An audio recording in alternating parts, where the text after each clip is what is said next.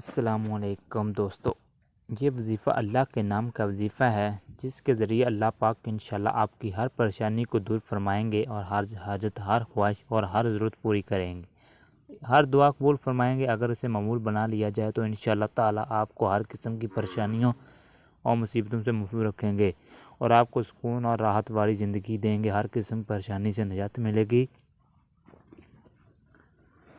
عمل یوں ہے کہ روزانہ عصر کی نماز ادا کرنے کے بعد وہیں جائیں، نماز پڑھ پر اول 3 مرتبہ درود شریف پڑھنا اور پھر اللہ پاک کا اسم مبارک یا رحمان یا رحمان 100 مرتبہ پڑھنا اور آخر میں 3 مرتبہ پھر درود شریف پڑھنا۔ اس عمل کے دوران آپ کی جو پریشانی یا حاجت یا ضرورت ہے اس پریشانی کو ذہن میں رکھنا ہے۔ اس عمل کے بعد اللہ پاک کی بارگاہ میں دعا کے لیے ہاتھ اٹھانے ہیں اور اللہ پاک کی یقین رکھتے ہوئے دعا مانگنی ہے۔ یہ عمل روز کرنا اور ہر روز یقین کے ساتھ دعا کرنی ہے۔ انشاءاللہ تعالیٰ آپ کی ہر حاجت پوری ہوگی، آپ کو اپنا مقصد ملے گا۔ آج جو وظیفہ آپ کو بتائیں گے یہ خاص عمل ایک آیت پر مشتمل ہے، اسے اسم عتم بھی کہتے ہیں۔ یہ عمل آپ نے جمعہ کے دن عصر کی نماز کے بعد آپ نے خاص عمل ایک خاص آیت تسبیح کچھ اس طرح سے پڑھنی ہے۔ اپنی جگہ سے اٹھتے ہی آپ کی ہزاروں حاجات، پریشانیاں ہوں گی، جو بھی مشکلات ذہن ہوں گے وہ انشاءاللہ تعالیٰ پوری ہو جائیں گی۔ یہ موقع ضائع مت کریں۔ اگر آپ کا کوئی مقصد ہے اس عمل کرنے سے انشاءاللہ آپ کا مقصد فوراً پورا ہو جائے گا، جو بھی حاجت ہوگی وہ پوری ہو جائے گی۔ آپ کا عمل وظیفہ سورۃ انبیاء کی آیت نمبر 87 لا الہ الا انت سبحانک انی کنت من الظالمین کا عمل ہے۔ ترجمہ: کوئی معبود نہیں تیرے سوا پاکی کے، تجھ کو بے شک مجھ سے بےچا ہو، یعنی اے اللہ تیرے سوا کوئی معبود نہیں ہے، تو پاک ہے، بے شک میں قصورواروں میں سے ہوں۔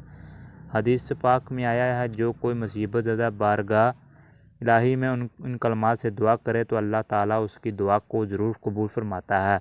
آیت کریمہ وہ دعا ہے جو کبھی رد نہیں ہوتی۔ ہمارے پیارے نبی صلی اللہ علیہ وسلم کا فرمان ہے کہ مچھلی والے حضرت یونس نے مچھلی کے پیٹ میں سے دعا کی تھی کہ تیرے سوا کوئی عبادت کے لائق نہیں، یقیناً میں ہی ظالم ہوں۔ امام ترمذی اور دیگر محدثین نے ارشاد فرمایا کہ یہ دعا حضرت یونس علیہ السلام نے مچھلی کے پیٹ میں سے کی تھی، جس کی برکت سے اللہ تعالیٰ نے انہیں اس کی آزمائش سے نجات عطا فرمائی۔ جو مسلمان مشکل میں اس آیت کا ورد کرے گا تو اللہ تعالیٰ اس کی دعا کو قبول فرمائے گا۔